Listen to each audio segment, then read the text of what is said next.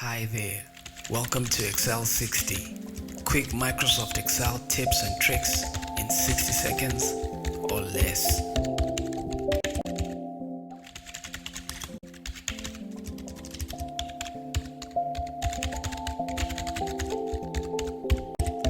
Okay, so for today we'll be looking at simple date calculations.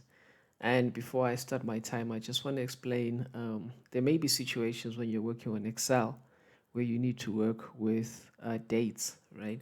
So you don't want to manually enter dates for each and every entry, right? So there are different ways of doing that. You can actually use formulas so that it auto calculates dates for you without you having to slog along and put a bunch of dates in there. So I'm just going to share one or two things. So here we've got the short date format, right? 15th of March 2017.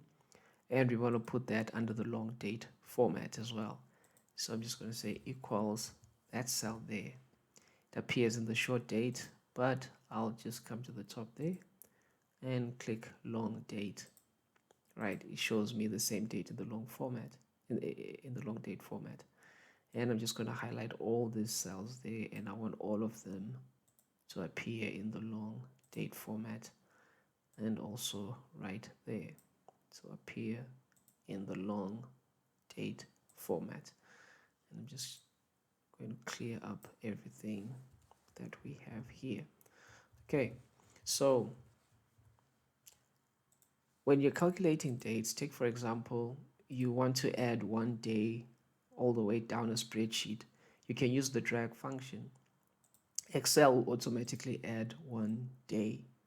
So as I drag, it's adding one day. And there you have it, all the way up to the 31st of March.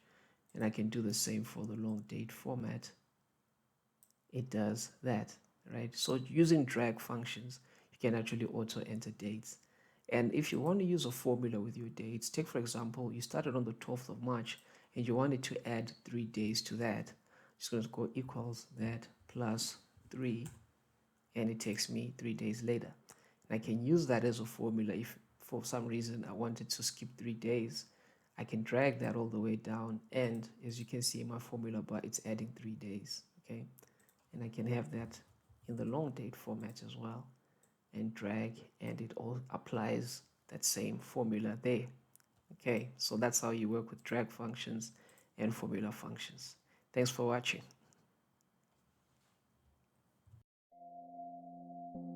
If you found this video helpful, hit the subscribe button and the notification bell.